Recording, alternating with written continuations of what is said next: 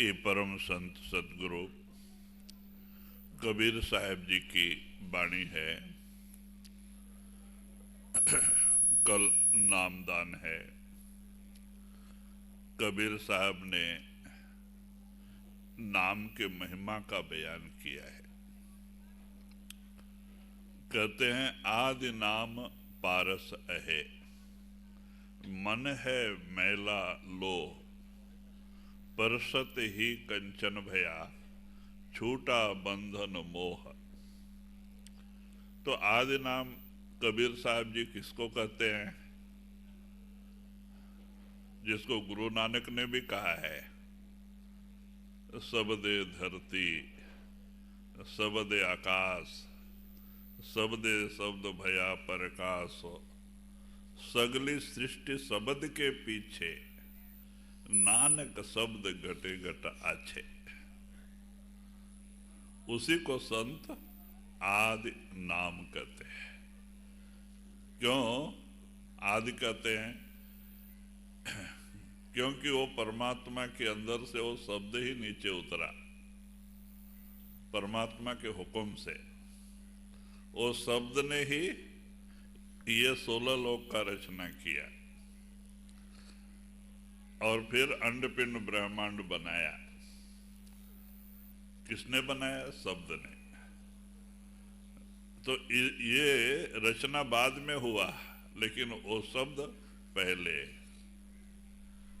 रचना से पहले था। रचना खत्म होने के बाद भी रहेगा, उसे आदि नाम कहते हैं। तो इसीलिए कहते हो आदि नाम पारस है। जो संत हमें शब्द से जोड़ते नाम देते हैं वो पारस है। एक बार भी अगर वो शब्द कहीं हमारे अंदर प्रकट हो जाए तो एक जन्म नहीं, करोड़ों जन्मों के पाप दग्ध हो जाते हैं। वो इतना निर्मल है, इतना पवित्र है। इसीलिए सब संतों ने नाम की महिमा किया है। नाम कोई लिखने पढ़ने बोलने में आने वाला कहते वाक्य नहीं है। कहते वो नाम जो सतलोक सचखंड से आके 10वें दरवाजे में धुनकार दे रहा है, शब्द जिसने सारी दुनिया को बनाया है, उस शब्द को संत नाम कहते हैं। और नामदान के दिन संत क्या करते हैं? हमारी रूह, आत्मा जो शरीर में दोनों आंखों के बीच में बैठी हुई है, यहां हमारी आत्मा और मन का स्थान है, दोनों आंखों के बीच में। आत्मा यहीं बैठी है। आत्मा का चेतन प्रकाश नीचे उतरा है, जिससे पंच प्राण और पंच प्राण से सारे शरीर की रचना चल रही है। लेकिन आत्मा नीचे नहीं उतरती, आत्मा तो यहीं रहती है। उसका प्रकाश नीचे उतरा हुआ है। तो कहते हैं कि वो आत्मा यहीं है और मन भी वहीं है, दोनों आंखों के बीच में। इसीलिए वहीं पे हमें सुमरन कराया जाता है, जहां मन की बैठक है। तो कहते वो शब्द सतलोक सचखंड से आके इस शरीर में, पिंड में, 10वें दरवाजे में स्थिर हो गए। कहते सतलोक, पारब्रह्म ब्रह्म, और नीचे के मंडल को पार करते हुए, नीचे उतरते हुए आके पिंड में 10वें दरवाजे में कैद हो गए। और वो 24 घंटे धुनकार दे रहा है। कहते वो लिखने पढ़ने बोलने में नहीं आता है। वो आत्मा के कानों से आवाज सुना जाता है, आत्मा के आंखों से उसका प्रकाश देखा जा सकता है, लेकिन इन आंखों से, इन कानों से नहीं। इसीलिए महात्मा कहते हैं कि हमारे अंदर अखंड ब्रह्मांड है, अखंड रचना है। अब ऋषि मुनि भी कहते हैं, गुदा स्थान में गणपति है, इंद्रिय स्थान में ब्रह्मा है, नाभि स्थान में विष्णु और लक्ष्मी है। हृदय स्थान में शिव पार्वती है, कंठ स्थान में दुर्गा, इन तीनों की मां। अब डॉक्टर कितने पेट का ऑपरेशन करते हैं, हार्ट का ओपन सर्जरी करते हैं, उनको कौन सा शिव पार्वती नजर आते? लेकिन हैं, क्यों? ये चर्म चक्षु, ये फना को देखने वाली आंख है, ये काल और माया के चर्म चक्षु धोखा है, ये झूठ को देखने वाला है, सच को देखने वाला यहाँ है। अगर गुरु के कृपा से आप 2.5-3 घंटे की भजन बना के 9 दरवाजे छोड़ के 10वें में आ जाएं, आपकी तीसरी आंख खुल जाए, तो आप देख सकते हैं यहां से नीचे 6 चक्कर में 33 करोड़ देवी देवता सब बैठे हैं। ब्रह्मा विष्णु महेश्वर भी है, ब्रह्म पार ब्रह्म भी इसी में है। बड़ा विचित्र रचना है। महात्मा कहते भाई काया कंचन नगरी अखुट भरे भंडारा, इसमें अखुट भंडार भरे पड़े हैं। परमात्मा ने अपनी सारी बात इसके अंदर रखी लेकिन उस बात को अंदर जाके ही पा सकते हैं। तो इसीलिए कबीर साहब कहते हैं कि वो आदि नाम जो संत नामदान के दिन हमें देते, ये 5 नामों में मुक्ति नहीं है, ये तो वर्णात्मक नाम है, और जो लिखने पढ़ने बोलने में आता है वो नाश होता है। अब 5 नाम भी लिखने पढ़ने बोलने में आते हैं, महात्माओं ने अपने अपने प्रेम में आके उसके नाम रखे लेकिन जो सच्चा नाम है वो आपके 10वें दरवाजे में धुनकार दे रहा है, 1 सेकंड भी बंद नहीं होता है। उस शब्द को संत नाम कहते हैं। नामदान के दिन हमारी रूह को, आत्मा भी वही है, शब्द भी वही है, दोनों का मिलाप नहीं। तो संत नामदान के दिन आत्मा को शब्द से जोड़ते हैं और वही नाम दान होता है। उस शब्द से आत्मा को जोड़ने से हमारा नाम सत्संगी पड़ जाता है, क्योंकि वो सत है, वो सतलो सचखंड से आया हुआ है, सत्संगी पड़ जाता है। तो इसीलिए कबीर साहब कहते हो नाम बड़ा पवित्र है, आदि नाम। एक बार भी अगर वो शब्द हमारे अंदर प्रकट हो जाए, एक जन्म नहीं करोड़ों जन्मों के पाप दग्ध हो जाते हैं और मन शीशे जैसा निर्मल हो जाता है। जी। आदि नाम निज सार बूझ ले उसो अंस, आदि नाम निज सार बूझ ले उसो अंस, जिन जान्यो निज नाम को अमर भयो सो बंस। तो ये आप इशारा देते हैं आदि नाम, वो आदि नाम सारे नामों का, मंत्रों का सार है। उसको जो अपने अंदर प्रकट कर लेता है वो हंस है, वो गुरुमुख है। कहते हैं पहले वो आदि नाम परमात्मा के अंदर से वो शब्द ही नीचे उतरा जिसने सारी दुनिया बनाई, और बाद में ये अंडपिंड ब्रह्मांड 3 लोग बना और ये माया का रचना हुआ, सब शब्द ने किया है। तो कहते हैं कि बाद में देवी देवताओं का रचना हुआ लेकिन वो शब्द पहले रचना नहीं था, जब भी वो परमात्मा के अंदर से वही नीचे उतरा, तो उसी को आदि नाम कहते हैं। कहते वो अंदर में आपके 24 घंटे धुनकार दे रहा है, बड़ा पवित्र है, और जो उस आदि नाम को अपने अंदर प्रकट कर लेते हैं वही हंस है, गुरुमुख है। जी। आदि नाम निज मूल है और मंत्र सब डार। आदि नाम निज मूल है और मंत्र सब डार। कह कबीर निज नाम बिना बूढ़ी मुआ संसार। तो कहते हैं आदि नाम सारे मंत्रों का जड़ है।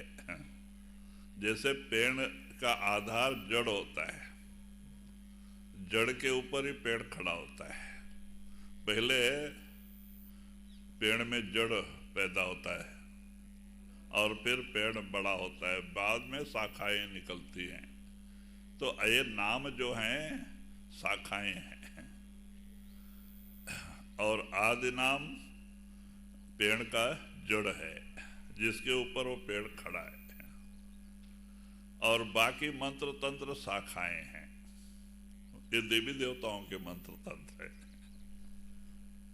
इसीलिए तो महात्मा कहते हैं अगर आप 1 घंटा रोज सुमरन करते हैं जगह पे बैठ के, वो जगह पवित्र हो जाती है। और आपके ऊपर कोई भी मंत्र तंत्र करने वाला सिर भी पटके तो आपके पास वो मंत्र पटकते नहीं। क्यों? वो आदि नाम है जो जिसे संतों ने जोड़ा है आपको। उसके सामने मंत्र तंत्र का कुछ नहीं चलता है। इसीलिए संतों ने हमें यहां तक छूट दी है, लगन मुहूर्त झूठ सब और बिगाड़े काम।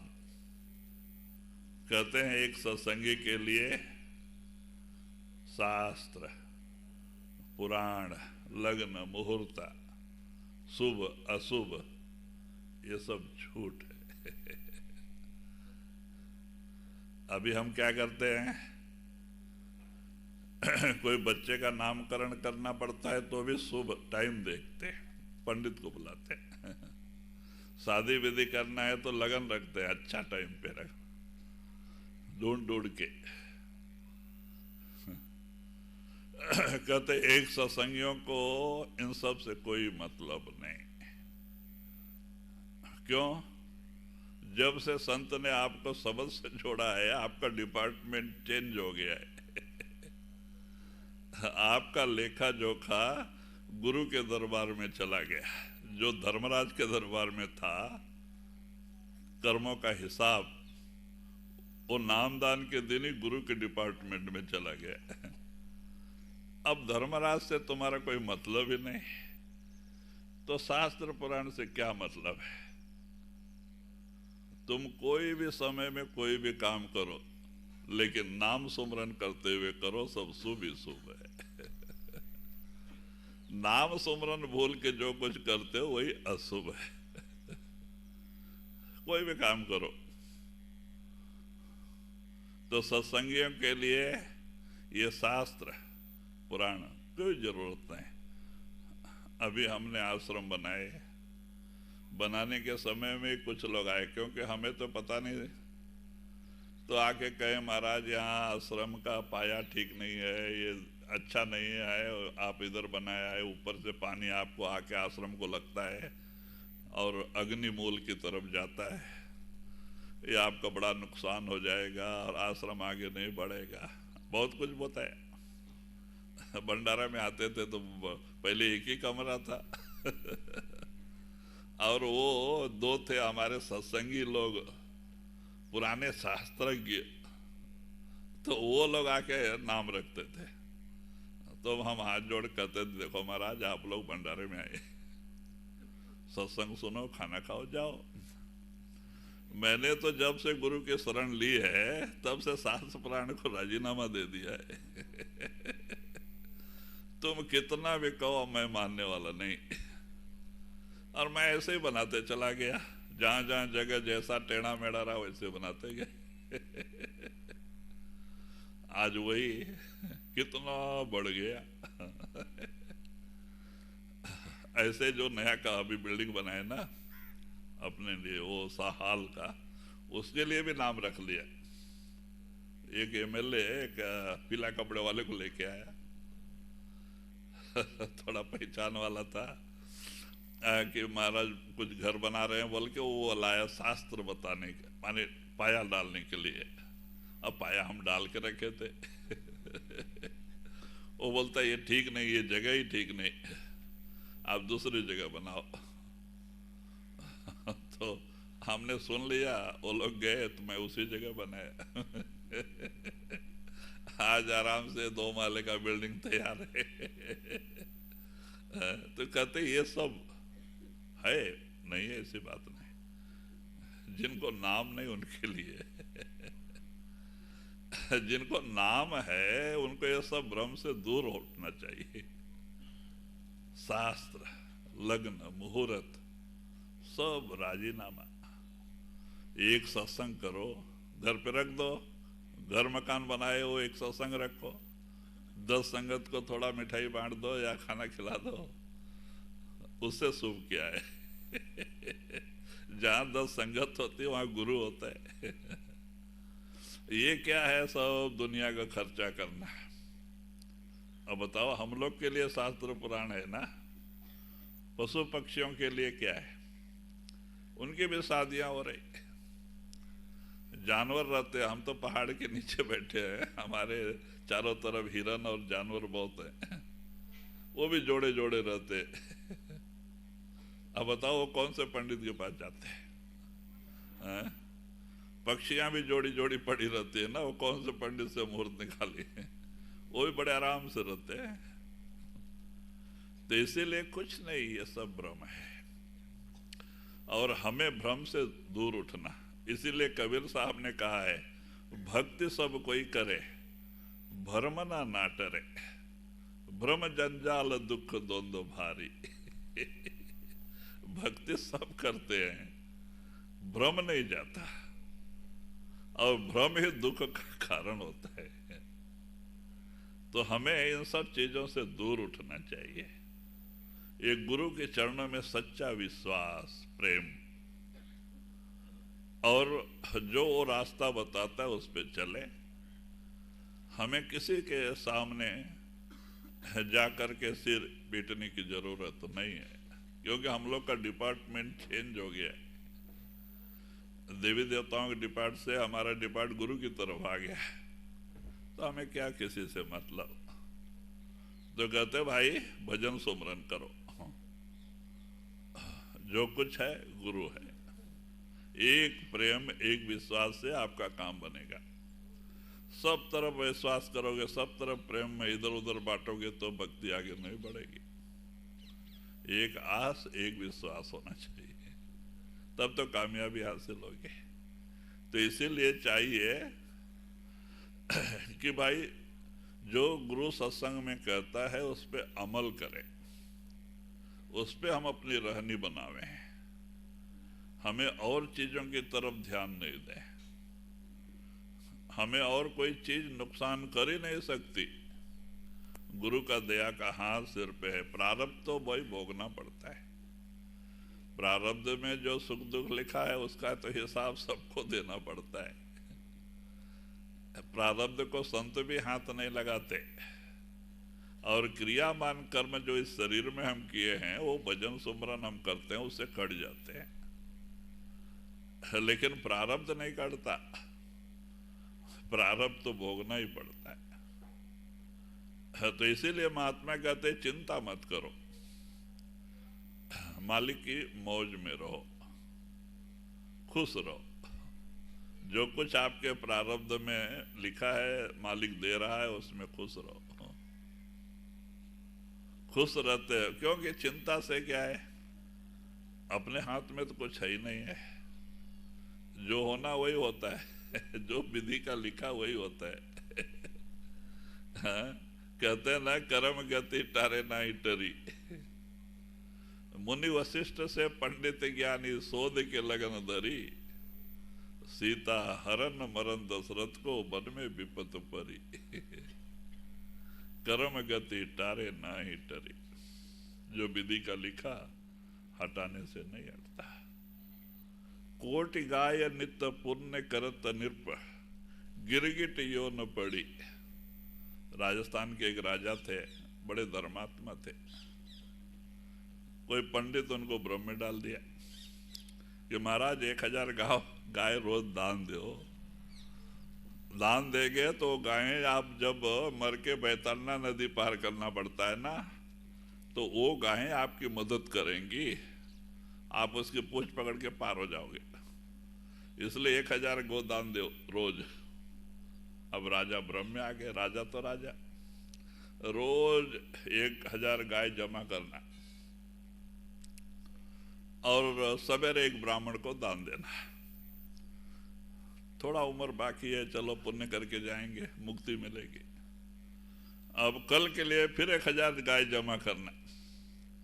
अब क्या हो गया, राजा को ऐसे बरस, 2 बरस, 3 बरस हो गए, कितने 1000 गाय दिया, कोटि गाय दिया दान। एक दिन क्या हो गया, 2-3 साल बाद, जो कल गाय दान दिया था उसमें से एक गाय भाग के आके जो अभी नया गाय जमा कर रहे थे उसमें आके मिल गई, वापस भाग के आ गई। अब राजा को बेचारे को क्या पता, वो राजमहल में रहने वाले, सवेरे उठ के गिनती करके 1000 गाय फिर दूसरे ब्राह्मण को दे दिया। अब वो ब्राह्मण घूमते घूमते आ गया जिसका वो कल गाय भाग के आया था। अब देखो, वो आ गया, कहता ये मेरी गाय है, मैंने कल निशान लगाया था। और ये ब्राह्मण जो आज दान दिया वो कहता नहीं मेरा है, आज मुझे राजा ने दान दिया। अब दोनों ब्राह्मणों में झगड़ा हो गया, वो कहता मेरा है, ये कहता मेरा है। रोज लड़ाई झगड़ते रोज राजा के पास गए। अब राजा बड़ा धर्मात्मा आदमी है। अब राजा न्याय क्या करे, राजा कहता भाई छोड़ो, एक गाय छोड़ो, आप 100 ले लो। कहता नहीं वही गाय चाहिए, मैं क्यों छोटा बनूं, अहंकार। वो ब्राह्मण को कहते भाई तू एक छोड़ दे और 100 ले ले। नहीं मैं वही लेना। अब राजा समझा समझा के थक गए। अब ये ब्राह्मण जो बोले ऐसे ऐसे करे, ये ब्राह्मण बोले ऐसे ऐसे करे, दोनों श्राप दे दिया। आप गिरगिट जैसे सिर हिला रहे हो, गिरगिट के शरीर में पैदा हो बोल के। करोड़ों गाय दान दे के राजा नृप गिरगिट योन परी, एक बावड़ी में गिरगिट बन के पैदा हुए। क्या यही न्याय है? कहते भाई करो में गति टारे नहीं टारे। ये विधि का लिखा हटाने से नहीं हटता है। कितने प्रमाण है शास्त्रों में। तो वही आप इशारा देते हैं कि यह सब भ्रम है। हमें निश्चिंत गुरु जो रास्ता बताए उस पर चलना, मालिक की मौज में रहना। गुरु कभी कुछ कम नहीं करता है, वो जितना समझेगा उतना जरूर देगा। भरोसा तो करना चाहिए। जी। कोटि नाम संसार में ताते मुक्ति न होए, कोटि नाम संसार में ताते मुक्ति न होए, आदि नाम जो गुप्त जप बूझे बिरला कोई। तो वही कबीर साहब जी कहते हैं कि इस दुनिया में करोड़ों नाम हैं, मंत्र है, लेकिन उनसे मुक्ति नहीं मिलती। मुक्ति नहीं मिलेगी, भुक्ति मिलेगी, दुनिया का सामान मिलेगा। आप प्राणायाम अष्टांग योग मंत्र का जाप करो, कठिन साधन करो, आपकी इच्छा पूरी हो जाएगी, दुनिया का सामान मिलेगा लेकिन मुक्ति नहीं मिलेगी। कहते हैं कि जो आदि नाम गुप्त जप, बगैर जब तक कि आदि नाम का कामिल मुर्शिद पूरा गुरु नहीं मिले तब तक मुक्ति का सवाल ही पैदा नहीं होता। ऐसा ही था। एक बार एक योगी संस्कारी आत्मा थी, भटक गई थी, और वो जाके हिमालय में प्राणायाम साधन करते बैठा था करीब 12-13 साल से। बड़ी अच्छी आत्मा थी और भटक गई थी रास्ता। वैसा ही गुरु मिला, उसी रास्ते पे चल पड़ा। तो बाद में सावन सिंह महाराज जी थे, तो जिनकी ड्यूटी होती है ना, वो ऐसे संस्कारी आत्माओं को जागृत करते हैं, चाहे वो दुनिया के कोई भी कोने में बैठा हो, वो उसको अपने शरण में लेते हैं। तो एक दिन वो ध्यान में बैठा था, तो सावन सिंह महाराज ने अंदर दर्शन दिया। दर्शन देके कहते कि हे योगी, तू जन्म मरण से मुक्त होना चाहता है तो ब्यास को आ जा। और 2 बार बात कही, और देख ले मेरी पहचान। उन्होंने दाहिना पैर उठा के बताया, उनके दाहिने पैर में ये जो पद्म रेख था, जो कृष्ण को था, सावन सिंह महाराज जी के पैर में था। बोला देख ये पहचान है। क्योंकि योगी लोग को भ्रम दूर होना चाहिए। तो बाद में बोलता महाराज मैं जरूर आऊंगा, क्योंकि वो संस्कारी आत्मा थी, भटक गई थी। लेकिन मेरे हाथ पैर सूख गए प्राणायाम कर करके, क्योंकि खाना पीना नहीं चलता है प्राणायाम में। सब शरीर की सफाई 2-3 इतनी बस्ती सारी क्रिया करके ही नीम की पत्ती पीस के पीते, उल्टी कर देते, बस इतना ही। कुछ पेट में है तो प्राणायाम होगा ही नहीं। जो सच्चा प्राणायाम महात्मा करते हो प्राणायाम अलग है, यह स्वास्थ्य को ठीक रखने का प्राणायाम अलग है। तो वो प्राणायाम अलग है। तो बाद में वो कहता महाराज हमारे हाथ पे सूख गए हैं, मैं आऊंगा। 6 महीने लगे उसको वहां से आने में। क्योंकि उस समय गाड़ी घोड़े नहीं थे, और वो बेचारा जितना हुए चले, बैठे सोए, चले उठे, मांग के खाए, चले, ऐसे ही 6 महीने में पहुंचा ब्यास। कोई ज्यादा दूर नहीं था, लेकिन क्या करे, पैर ठीक नहीं थे। जब आया सत्संग में देखा महाराज को, समझ गया हाँ यही मूर्ति आई थी। तो सत्संग के बाद में पहले इतनी भीड़ भाड़ नहीं होती थी, दर्शन करने जाने लगा तो लोग रोक दिए सेवादार। तो महाराज कहे उसको ऊपर लेके आओ हमारे कमरे में। तो उसको ऊपर लेके गए दर्शन के लिए। गए तो बैठा, महाराज ने प्रसाद दिया, बातचीत हुआ। लेकिन कहता है कि महाराज फिर पैर तो बताओ। क्योंकि मुझे तसल्ली नहीं होगी, आपने वहां बताया था, ये देख के पहचान लेना। अब पैर बताओ। पैर पकड़ने को जाता है, सेवादार ढकेल देते। तो महाराज कहते भाई उसको मत रोको, आने दो। तो आके वो पैर उठा के देखा तो उसको तसल्ली हो गई, पद्म रेख था। और बाद में वो एक 10 दिन 15 दिन सत्संग सुना, क्योंकि भ्रम भी दूर करना चाहिए ना, उनका सारा संकट समाधान होना चाहिए। और बाद में उनको नामदान दिया, जो मासिक सत्संग में नामदान मिला। नामदान देने के बाद कहते हैं कि हाँ भाई अब तुझे सच्चा रास्ता मिल गया, वो प्राणायाम छोड़ दे, अब सुर शब्द का अभ्यास में बैठ। तू चाहे तो जा अपने गुफा में बैठ के ही कर, लेकिन ये रास्ते पे चल। और फिर वो योगी उसी जगह पे चला गया, देखो। उसी गुफा में जाके सुर शब्द का अभ्यास करने लगा। तो वही कबीर साहब कहते हैं, कोटि नाम संसार में ताते मुक्त न होए, आदि नाम जो गुप्त जप जाने बिरला कोय।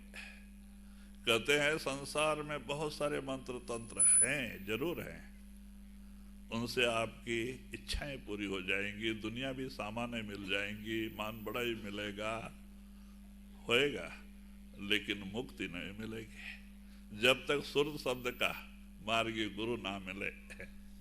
मुक्ति का सवाल ही पैदा नहीं होता जी। राम नाम सब कोई कहे, नाम न चीने कोई। राम नाम सब कोई कहे, नाम न चीने कोई। नाम चीने सतगुरु मिले, नाम कहावे सोई। फिर कहते हैं कि उत्तर भारत में राम नाम कोई नाम जानते हैं। हम भी बनारस में ही पैदा हुए। जब मैं बनारस में आश्रम बनाया और वहां सत्संग करे तो नाम के बारे में बोले तो सब राम नाम कोई नाम समझते थे। अब एक दिन कबीर साहब की बाणी लिया तो कबीर साहब कहते हैं कि राम राम सब कोई कहे, नाम न चिन्ह कोई। नाम चिन्ह सतगुरु मिले, नाम कहावे सोए। कहते भाई सब राम राम कहते हैं, असली नाम का किसी को पता ही नहीं। जब कामिल मुर्शिद सदगुरु मिल जाता है तो वो सच्चे नाम का पता बताता है। बगैर सदगुरु के कोई नहीं वाको दर्शावे। कहते हैं कि वो सच्चा नाम का रहस्य का पता नहीं चलता है। तो इसीलिए लोग राम नाम कोई नाम समझ लेते हैं। और एक जगह तुलसीदास, पहले उन्होंने रामायण तो लिख दिया, लेकिन वो नाभा दास के दोस्त थे तुलसीदास, और नाभा दास संत थे। उगरदास के पास जाके नाभादास ने नाम ले लिया तो उन्होंने अपने दोस्त को भी कहा, तुलसीदास को, कि महाराज ये बाहरी भक्ति से कोई फायदा नहीं, आप भी नाम ले लो। तो तुलसीदास भी नाम ले लिए, नाम ले लिए और उनके बड़ा परिवर्तन आया। तो तुलसीदास ने अंत समय में घट रामायण लिखा। बनारस में हंगामा मच गया, अरे ये क्या बात है, अंदर की बात लिखी तो हंगामा मच गया। तो उसको छिपा दिया, रामचरितमानस लिख दिया, लोग खुश हो गए। और बाद में उसको प्रकट करने के लिए आपको तुलसी साहब बन के आना पड़ा। तुलसीदास को तुलसी साहब बन के आना पड़ा घट रामायण को प्रकट करने के लिए। जो पेशवा परिवार, राजा के घर में पैदा हुए थे, राज को भी ठोकर मार दिया, वैराग्य लेके संतों के शरण में जाके एक अच्छे महात्मा हुए। अलीगढ़ जिला हाथरस में तुलसी साहब का बहुत अच्छा आश्रम है और उनके अनुयायी आज भी हैं। स्वामी जी महाराज उन्हीं के शिष्य थे। तो कहने का मतलब कि इस तरह से उन्होंने भी जगह जगह उन्होंने रामायण में भी दर्शाया है। हाँ, राम न जाने नाम की महिमा, एक एक जगह उन्होंने भी कह दिया है। कहते नाम राम एक तापस्तीय तारी, नाम अनेकन पापी उद्धारी। अब महात्मा भी कहते हैं राम राम, लेकिन महात्मा जो जिस राम की महिमा करते हो कुछ अलग है। अब राम चार हैं। अब वो कौन से राम हैं? एक राम दशरथ घर डोले, उन्होंने भी अवतार में माने कर्म के बंधन में। एक राम दशरथ घर डोले, दूसरा राम घट घट में बोले आत्मा राम, और तीसरा राम का सकल पसारा ब्रह्म राम, और चौथा राम है सबसे न्यारा, वो सतलोक सचखंड बैठा है ना, उस राम की महिमा संत करते। संत भी राम राम राम करते हैं, लेकिन वो राम जो कभी अवतार लेके दुनिया में नहीं आता। जो हम सब का वाली है, सतलोक सचखंड में बैठा है, वो राम की महिमा संत करते हैं। तो वही आप कहते हैं कि राम राम सब कोई कहे, नाम न चिन्हे कोई। वो असली नाम का रहस्य किसी को पता नहीं। नाम चिन्ह सदगुरु मिले, नाम का आवेश हो। जिनको बड़े भाग्य से सदगुरु मिल जाते हैं, और नाम का रहस्य उन्हीं को पता चलता है जी। जो जन होई है जो हरि रतन ले बिलगाए, जो जन होई है जो हरि रतन ले बिलगाए, सोह सोह जपी मुआ मित्या जन्म गवाए। फिर आप इशारा देते हैं कि जो जन हुई हैं जौहरी। अब हीरे की परख करने वाले को जौहरी कहते हैं। हमारे पास हीरा आएगा तो पत्थर के समान ही, हमको क्या पता है इसकी क्या कीमत है।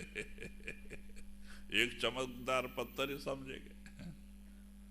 अब हीरे की परख जौहरी को होती है। उनका दिमाग कितना तेज होता है, वो ये भी आंकड़ा लगा लेते कि इतने करोड़ का, इतने लाख का है।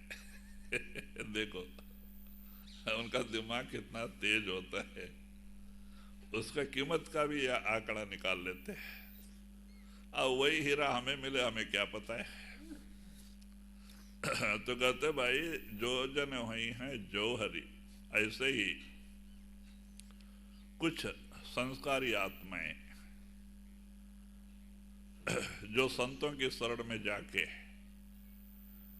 और गुरु के ऊपर विश्वास भरोसा करके उनके बताए हुए रास्ते पे चल के उस नाम की परख कर लेते हैं, ऐसे कोई गुरुमुख कहते हैं। देखो जिन भी गुरुमुखों की हिस्ट्री आप पढ़ के देखो, जब से वो गुरु के पास गए उन्होंने दुनिया से मुख मोड़ लिया और गुरु की तरफ मुख कर लिया, गुरुमुख बन गए। दुनिया से नाता तोड़ लिया, लेकिन रहे बाल बच्चे में। महात्मा नहीं कहते बाल बच्चा छोड़ दो, कहते भाई रहो, अपनी ड्यूटी बजाओ, लेकिन दुनिया का बन के नहीं, धोखा खाओगे, दुनिया झूठी है। गुरु का बन के, नाम का बन के, दुनिया का बन के दुनिया में रहोगे, धोखा खाओगे। जहां आशा तहां वासा। दुनिया का मोह, दुनिया का प्रेम और प्यार फिर दुनिया में लेके आएगा, आपको दुखी बनाएगा। इसीलिए बाल बच्चे में रहना है। महात्मा कहते दोनों काम करना है। संत मत गृहस्थ आश्रम है। गृहस्थ आश्रम का मतलब कि दुनियावी कारोबार करते हुए भक्ति करना।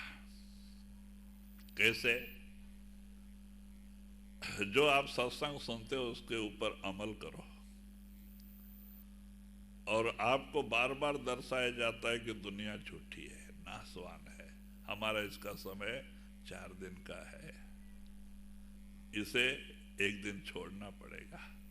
इसीलिए ये नासवान है ना, चाहे वो स्त्री हो या पुरुष हो, उस तरफ से उसको प्रेम हटा लेना, सदगुरु के चरणों में जोड़ लेना और रहना बाल बच्चे में। पहले गुरु और पीछे दुनिया।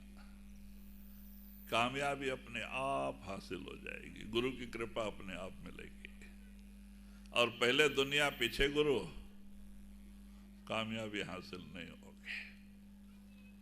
चाहे कितने बरस भी भक्ति कर लें, कामयाबी हासिल नहीं होगी। क्यों? दुनिया काल और माया की है, नासवान चीज है। तो इसीलिए आप इशारा देते हैं कि दुनिया में रहो, आपको इसी तरह से आपके कर्म कटना है। आप ड्यूटी बजाओ, लेकिन दुनिया का बन के नहीं, गुरु का बन के। गुरु गुरु करते हुए दुनियावी कारोबार करो, काम बन जाएगा। अभी हम रात दिन दुनिया का चिंतन करते हुए दुनिया कारोबार करते हैं, तभी कैसा नाम का चिंता करते हुए। हालांकि हमारी जवाबदारी भी होती है बाहर। अगर हम ऑफिस में काम करते हैं, हॉस्पिटल में काम करते हैं, तो हमें दिमाग का काम होता है वहां पे, माइंड माने मन का, और सुमरन के लिए मन की जरूरत पड़ती है। तो हम वहां सुमरन नहीं कर सकते, वहां तो अपने कामों पे ख्याल रखना पड़ता है, नहीं तो हिसाब किताब गलत हो जाएगा। लेकिन बाकी समय जब आप खाली रहते हैं तो आप सुमरन कर सकते हैं। घर में रहने के समय, रास्ता चलने के समय, खाना खाने के समय, कार में जाने के समय आप खाली रहते हैं, सुमरन करते जाओ। सुमरन करते जाने से आपको बहुत बड़ा फायदा है। एक तो आपके पाप कटते जाते हैं, दूसरा मन निर्मल और पवित्र होते जाता है, तीसरा गुरु की दया का हाथ आपके सिर पे होता है। अगर कोई दुर्घटना घटनी होती है तो गुरु रक्षा करता है। क्यों? जहां नाम है वहां गुरु है। तो इसीलिए इन सब के फायदा ही फायदा है। और नाम का दुनिया के चिंतन में नुकसान ही नुकसान है। दुनिया का चिंता में दुख है, तकलीफ है, मुसीबत है, बीमारी है, 84 है। 84 का चक्कर भी है उसी में। तो कहते भाई वो चिंता करने से ये मिलता है, नाम का चिंता करने से मुक्ति मिलती है। जी। नाम रतन धन मुझ में खान कुली घट माई। नाम रतन धन मुझ में खान कुली घट माई। सेत में तही देत हो ग्राहक कोई नाई। फिर वही आप कबीर साहब, क्योंकि वो जमाना ऐसा था, कबीर साहब को आप पहला संत भी कह दे तो कोई ये नहीं है। गुरु नानक और कबीर एक ही टाइम में पैदा हुए, और दोनों महात्मा एक 7 दिन तक बनारस में रहे, एक ही रूम में एक कमरे में 7 दिन तक रहे, भजन करके, आपस में उनका प्रेम विचार करके। बाद में गुरु नानक ने कबीर साहब को भारत का दौरा दिया, माने पूरा दक्षिण प्रांत पूरा लास्ट तक घूम के प्रचार करने का। और आप गुरु नानक ऊपर की तरफ गए, पाकिस्तान, दुबई, सऊदी अरबिया, उस तरफ गए। तो दोनों महात्मा एक 7 दिन तक साथ में ही रहे, दोनों एक ही महात्मा थे और समकालीन। ये 35 साल पहले आए थे कबीर, गुरु नानक एक 35 साल पीछे आए, लेकिन दोनों महात्मा समकालीन थे। तो इन्होंने बहुत मेहनत किया। उस समय चल चल के जाते थे, सत्संग करते करते, गांव गांव चल चल के, जगह जगह, यहाँ हैदराबाद से लेके पूरा महाराष्ट्र, जगह जगह जाकर कबीर साहब ने प्रचार किया। लेकिन बहुत कम लोग उनकी बात माने, क्योंकि नया नया प्रचार था, भरोसा लोगों को आना बड़ा मुश्किल होता है। तो वही कबीर साहब कहते हैं कि उस मालिक ने मेरे ऊपर दया की है। नाम रतन धन मुझ में खान खुली घट माए। सेत में ते ही देत हो गाह कोई ना। कहते वो नाम का भंडार परमात्मा ने मेरे अंदर खुला कर दिया है बांटने के लिए। अब लोगों को फ्री में देने के लिए मैं घूम रहा हूं तो कोई ग्राहक नहीं, कोई लेने को तैयार नहीं। अब जो लोग भी आते हैं तो दुनिया का सामान मांगते हैं। मुक्ति किसको चाहिए? अंधे को आंख चाहिए। मुक्ति किसको चाहिए? बहुत कम लोग हैं जो मुक्ति के लिए संतों के पास जाते हैं। ऐसे लोग ही गुरुमुख होते हैं। जब वो संतों के पास जाते हैं, संतों का वाक्य उनके दिल में बाण जैसे असर करते हैं, लगते, चुभते, और उनकी काया पलट हो जाती है और उस पे चलने लगते हैं और वो गुरुमुख हो जाते हैं। नहीं तो कहते हमारे कुछ कर्म है ऐसे जो हमें उस रास्ते पे चलने नहीं देते, क्योंकि जीव बेचारा क्या करे। जीव के ऊपर एक जन्म के कर्म का आवरण नहीं है, करोड़ों जन्मों के कर्मों का ऊपर आवरण पड़ा हुआ है। अब उसको भक्ति करना कठिन हो रहा है। सुनता है, बड़ा अच्छा भी लगता है, चाहता भी है करना चाहिए, कर नहीं पाता है। फिर मन धोखा देता है, दुनिया के रंग में रंगा देता है। यही हालत होती है। क्यों? कर्म। क्योंकि कर्म करीमा लिख दिया। जो दुनिया बनाया काल ने कर्म प्रदान कर दिया। अब जीव इसमें बैठ के जैसे जैसे कर्म करता है और उसका हिसाब उसको ही देना पड़ता है। और इस तरह से जीव कर्म के बंधन में बड़े बुरी तरह से फंस गया। अब महात्मा कहते हैं, लेकिन हमें विश्वास होता नहीं, सच विश्वास नहीं होता है। और महात्मा सच कहते हैं। क्यों? मन मलिन है और वो मानने को तैयार नहीं रहते। तो वही आप इशारा देते हैं, क्या? सेत में ही देतो गाहक कोई नहीं। हाँ, सेत में ही देता हूँ गाहक कोई नहीं। कबीर साहब को पश्चाताप होता है, मैं इतना दूर दूर तक भटक के लोगों को समझा के और फ्री में नामदान देने के लिए कोशिश करता हूँ, कोई लेने वाला नहीं। जी। सभी रसायन हम करी, नाही नाम सम कोई। सभी रसायन हम करी, नाही नाम सम कोई। रंचक घट में संचरे, सब तन कंचन होई। तो वही कबीर साहब जी इशारा देते हैं कि मैंने सब रसायन करके देखा, लेकिन नाम के समान और कोई रसायन नहीं। अब रसायन से दवाइयाँ बनती, रसायन तैयार करके खाद बनाए जाते हैं, कोई बहुत तरह तरह के सामान बनाए जाते हैं। और पिछले जमानों में ऋषि मुनि लोग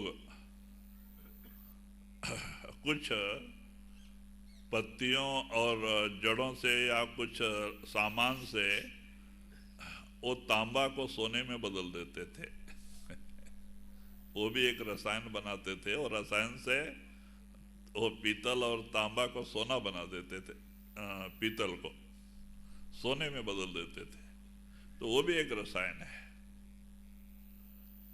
तो कबीर साहब कहते हैं, सब रसायन करके मैंने देखा, नाम समान और कोई रसायन नहीं। कहते किंचित घट में संचरे, सब तन कंचन होए। थोड़ा भी वो नाम रसायन हमारे अंदर प्रकट हो जाए, नाम शब्द, तो हमारा एक जन्म ने करोड़ों जन्म पाप दग्ध हो जाते हैं। हमारा मन निर्मल शीशे जैसा पवित्र हो जाता है और मन सोने जैसा निर्मल हो जाता है। वो नाम ऐसी चीज है। जी। जब ही नाम हृदय धरा, भया पाप का नाश। जब ही नाम हृदय धरा, भया का नास, मानो चिनगी आग की परी पुरानी घास। तो वही इशारा देते हैं कि जब वो नाम थोड़ा भी हमारे अंदर प्रकट हो जाता है तो जैसे हम हमेशा कहते हैं करोड़ों जन्मों के पाप दग्ध हो जाते हैं। कैसे? जैसे घास का बहुत बड़ा लाट होता है, उस पे आग की एक छोटी सी चिंगारी गिर जाए तो थोड़े ही टाइम में देखते देखते सबको जला के भस्म कर देती है। छोटी सी तीली आग की इतने बड़े घास के लाट को देखते देखते जला के भस्म कर देती है। ऐसे ही वो नाम कदे किंचित भी वो नाम हमारे अंदर प्रकट हो जाए, सुनाई दे तो एक जन्म नहीं करोड़ों जन्मों के पाप दग्ध हो जाते हैं और मन निर्मल पवित्र सोने जैसा निर्मल हो जाता है। इसीलिए कहते हैं कि वो नाम जैसा और कोई रसायन नहीं है जी। कोई न जम से बाचिया, नाम बिना दरी खाए। कोई न जम से बाचिया, नाम बिना दरी खाए। जे जन बिरही नाम के, ताको देख डराए। तो वही कहते हैं कि भाई कोई भी उस यम से बच नहीं सकता, लेकिन जिसके अंदर गुरु का दिया हुआ नाम है वहां यमदूत भी डरता है, माने काल भी डरता है। वहां काल भी नहीं आता, यमदूत की तो बात अलग है। ऐसा वाकया एक या दो बार हो गई थी क्योंकि एक बार गुरु नानक के समय में हो गया, क्योंकि नया नया प्रचार था। अब घर में लोग क्या करते हैं, नाम लेते हैं तो सोचते हैं कि हमारा परिवार पूरा नाम ले ले, और ये नहीं देखते उनके अंदर वो भावना है नाम लेने की कि नहीं इच्छा है क्या नहीं। लेकिन चाहते हैं ये लोग, कभी ऐसी गलती नहीं करना चाहिए। जब तक वो खुद नाम नहीं मांगते, हमें नाम दिलाने के लिए नहीं ले जाना चाहिए, जबरदस्ती कभी नहीं करना चाहिए। बहुत बड़ी गलती होती है, क्योंकि वो जीव को भरोसा गुरु के प्रति नहीं आ पाता है, भजन सुमरन नहीं कर पाता है। तो जब तक उसके अंदर तड़प पैदा होनी चाहिए, उसके अंदर वो भावना पैदा होनी चाहिए, तब। मैंने तो नाम सोमनाथ महाराज से लिया था तो जब महाराज तो जल्दी चले गए तो हमारे पिताजी पीते थे बंबई में, पी के मस्त, और माँ रो रो के दुखी और मैं तो आश्रम में भाग गया 14 साल तक गया नहीं। जब गया तो माँ रोने लगी कि देखो इनकी ये हालत है। और माँ तो बचपन से खाती पीती नहीं थी, बड़ा अच्छा स्वभाव था, ब्राह्मणों को देवता जैसे पूजती थी हमारे घर में एक पंडित आते थे, सुमेर पंडित, नहीं उसका ख्याल अच्छा था। तो वो मेरे से कहने लगी ये कैसे सुधरेंगे। तो मैंने कहा देखो ये हमारे तुम्हारे से होने वाला नहीं, तुम नाम ले लो, भजन करो, और तुम गुरु से प्रार्थना करो और गुरु ही इनको सुधारेंगे तो नाम लेने को तैयार हो गई।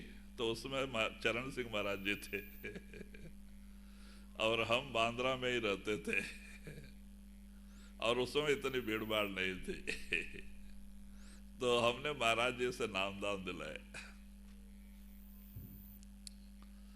और वो भोली भाली अच्छी आत्मा थी, रोती रहती। इनका हालत देख के, क्योंकि पीने वाला चुपचाप नहीं रहता ना, उसको गाली देता है, इसको गाली देता है अकेला पीता नहीं, 2-4 दोस्त भी बना लेते। अब वो शराब वाले क्या करते थे, महीने में पेमेंट मिलते ही जेब में हाथ डाल के पैसा सब निकाल लेते थे उधर ही गेट पे ही, जबरदस्ती। अब ये खाली जेब लौट के आना पड़ता था। दुखी थी बेचारी। तो बाद में उसने चरण सिंह महाराज जी से नाम दिलाया, और नाम लेके वो प्रेम प्यार से भजन बैठती थी, घंटा 2 घंटा सुबह शाम, और बाबा महाराज से प्रार्थना करती थी।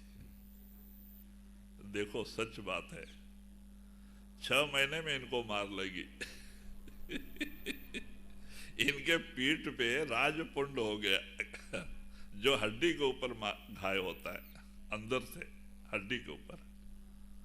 और इतना दर्द होता है हड्डी के ऊपर घाय हो जाने से, पीठ में इतना दर्द कि सहन नहीं हो रहा था। तो इनको जो मिल का हॉस्पिटल था, गांधी हॉस्पिटल है वर्ली में, वहां भर्ती किया।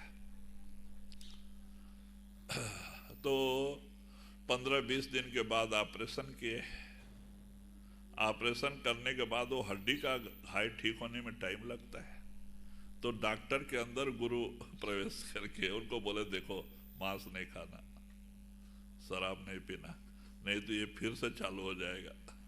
डॉक्टर ने डर दे दिया। तब से छूट ही गया। तब छूट हो गया। 6 महीना पड़े थे हॉस्पिटल में, भोग के आए ना, तब से फिर हाथ नहीं लगाया। और आके 6 महीने हॉस्पिटल में रहे, 6 महीने घर पे। 1 साल में हम एक बार जाते थे संगत लेके। अब अजय सिंह महाराज मिले तो वहां जाते थे। तो अजय सिंह महाराज पास संगत लेके जाते थे, तो माँ प्रार्थना करे इनको भी नाम दिला दो, नहीं तो फिर पीने लगे। उसको डर इनकी हालत देख के कि कहीं फिर ना भटक जाए, अच्छा हो गया ना, फिर पीना होना चालू कर दे। तो मैं कहता था नहीं, जब तक वो खुद नहीं कहेंगे, क्योंकि मैं सब सेवा लोगों का नाम लिखता था, आंध्रा वाली संगत का, कर्नाटका वाली संगत का। बोलता नहीं, हम अपने लोगों का नाम तब तक नहीं लिखेंगे जब तक अपने मुंह से नहीं कहें कि नाम चाहिए। वो साल चला गया। इसको डर। फिर साल कैसे बीतेगी। जब फिर दूसरे साल में महाराज जी के सेवा में आया दर्शन के लिए, संगत को लेके, नाम दिलाने के लिए, तो फिर माँ प्रार्थना करती है। हाँ, बोला नहीं, वो खुद नहीं कहेंगे तब तक मैं नहीं बोलूंगा, उनका कर्म वो भोग है। तो बाद में खुद आए नाम लिखने के समय, कहते हमें नाम लेना है। तो उनको अजय सिंह महाराज से नाम तो इस तरह से धीरे धीरे परिवार नाम लिया, लेकिन हमने किसी को बुलाया नहीं। तो ये गलती करते हैं कि आप ले लेते हैं, दूसरे परिवार में जो नहीं चाहते उनको जबरदस्ती दिलाते हैं, अच्छा नहीं। तो ऐसे एक जीव भटक गया गुरु नानक के समय। नाम तो दिला दिए, लेकिन इसने कभी भजन किया ही नहीं। वही खेती गृहस्थी और बाल बच्चे में वो और लेने देने में ही ख्याल रहा बुड्ढे को। और उसको एक गाय के ऊपर बहुत प्रेम था। नहीं, ये तो अलग कहानी है। तो वो क्या हो गया, ऐसे बुरे कर्म करते गया। जो ये कहानी है ना, ये बुरे कर्म करते गया, जैसे माने पीना खाना, बुरी लत में पड़ गया। और मन मलिन होने से लास्ट टाइम में, क्योंकि इसकी तवज्जो गुरु से हट जाती है, तो गुरु की तवज्जो इससे हट जाती है। और मलिन आत्मा होने से यमदूत ले जाके इसको नरक में डाल दिए, कुंभी नरक में डाल दिए। पाप बढ़ गया था। अब ये ऊपर नीचे कर रहा था। अभी पहले संत थे गुरु नानक, तब नारद की सवारी गई। त्रिलोक संचारी नारद। तो एक बार नरक की तरफ गए तो देखते हैं तो एक नाम लिए हुआ जीवी कुंभी नरक में डुबकी मार रहा है, ऊपर नीचे। कुंभी बोला तो सड़ा गला लेटिन, और उसको गरम गरम उबालते हैं, उसी में डुबाते हैं। तो उसमें सिर ऊपर किया तो चप्पल मारते यमदूत, डूबे रहो अंदर। तो ऊपर नीचे कर रहा था। तो वह बड़ा आश्चर्य हुआ। इनको नारद को, और वो अंदर में जाके सूचना दिया गुरु नानक को कि महाराज आप कहते हैं संतों का जीव नरक में नहीं जाता है, कैसे आ गया? तब उन्होंने तवज्जो दिया, ख्याल किया, तो एक जीव गलती से चला गया, क्योंकि बुरे कर्म करने से यमदूत गलती से पकड़ के ले गए, क्योंकि गुरु की तवज्जो हट गई थी। तो बाद में गुरु नानक तुरंत उठ के आए, गए नरक के दरवाजे पे। धर्मराज हाथ जोड़ के खड़ा हो गया, कहता महाराज ये आपके जाने की जगह नहीं। उनको पता है इनका एक चरण भी पड़ेगा तो नरक पावन हो जाएगा, सारे जीव मुक्त हो जाएंगे नरक से, इतना बड़ा काम बिगड़ जाएगा, उसका कारखाना उजड़ जाएगा। तो बाद में हाथ जोड़ के प्रार्थना करता महाराज आपके जाने की जगह नहीं। तो कहते हैं कि नहीं मैं देखने के लिए आया, यहाँ का रचना कैसा है? कहते नहीं महाराज दया करो। तो कहते फिर हमारे जीव को क्यों लेके आया? तो धर्मराज को भी पता नहीं, उन्होंने अंतर ध्यान होकर देखा तो गलती से यमदूत एक जीव को ला के डाल दिए थे। तो कहते महाराज उसको छोड़ देते हैं, निकलवा देते हैं, आप मत जाओ। बोले नहीं, जहाँ मेरा सिख है मुझे जाना ही है। गए और दाहिने पैर का अंगूठा उस कुंभी नरक पे रख दिया, सारा नरक ठंडा हो गया और उस जीव को सुमरन याद आ गया, क्योंकि सुमरन कभी किया ही नहीं। अगर सुमरन किया होता दुख में सुमरन याद आता, और जब सुमरन याद आता तो नरक में रहने की जरूरत ही नहीं पड़ती थी, तभी यमदूत ही भाग गए होते।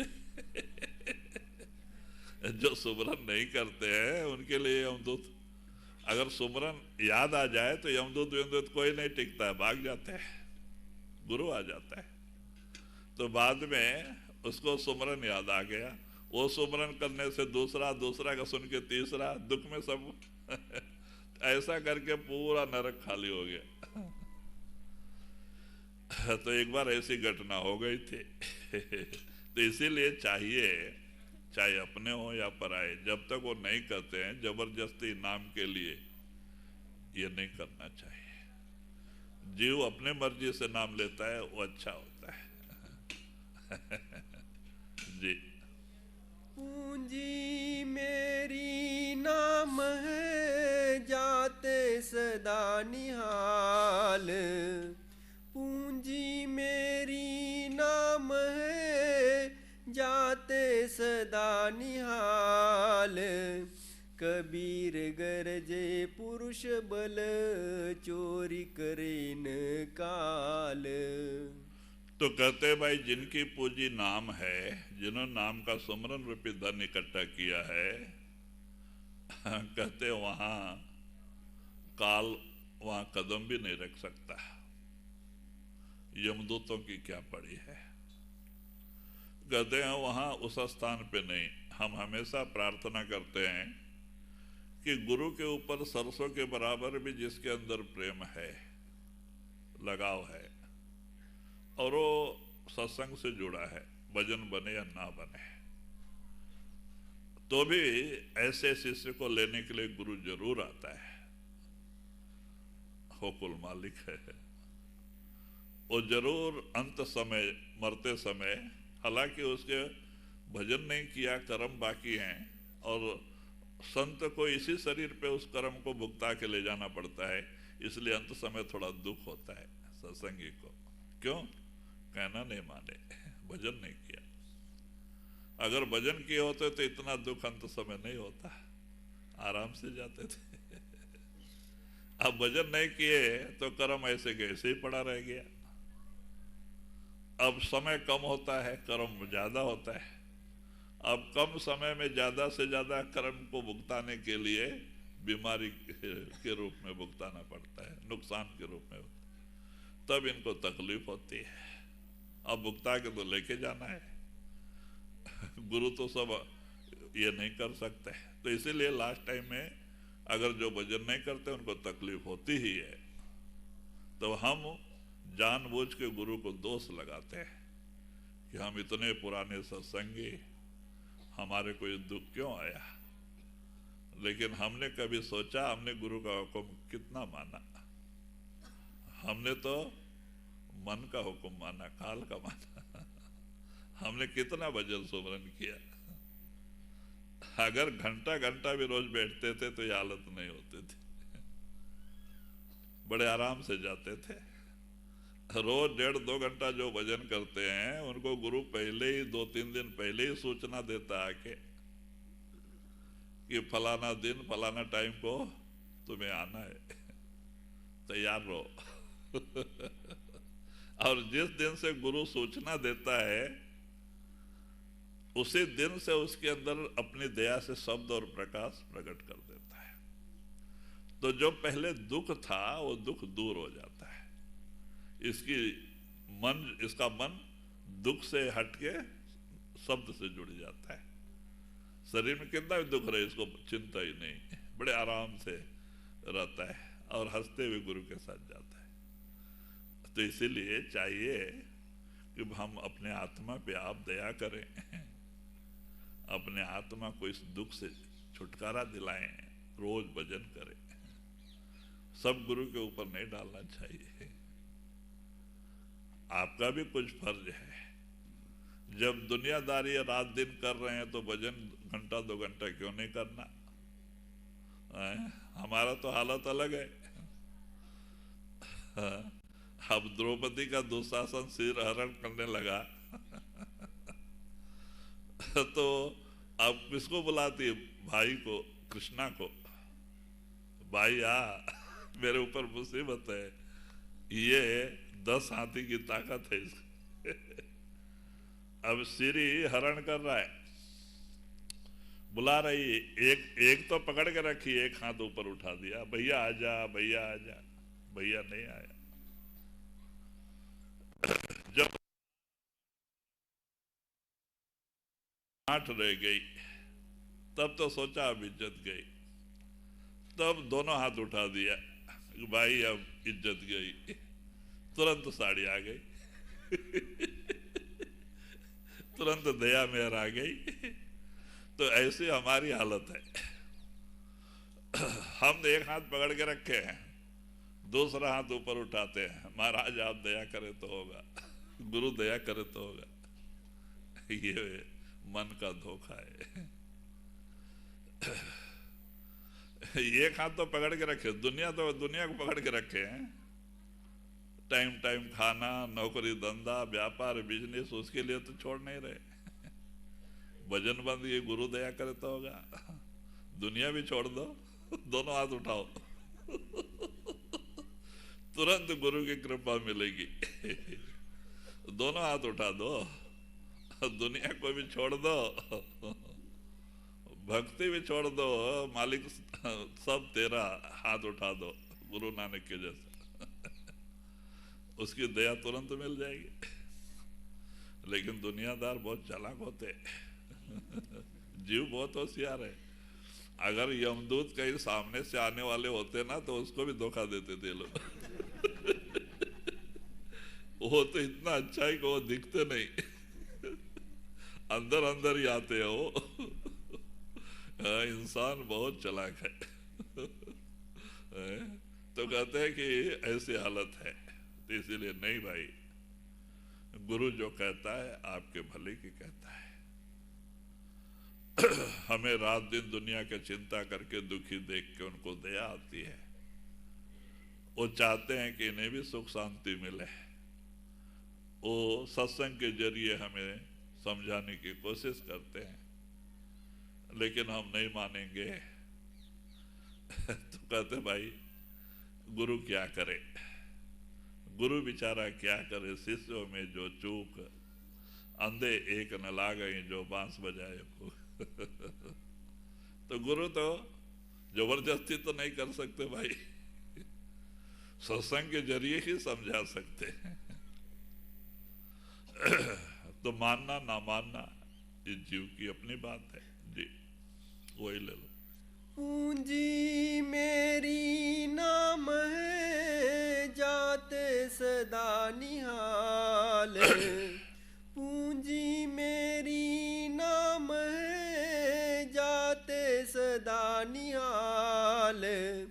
कबीर गरजे पुरुष बल चोरी करे न काल। राधा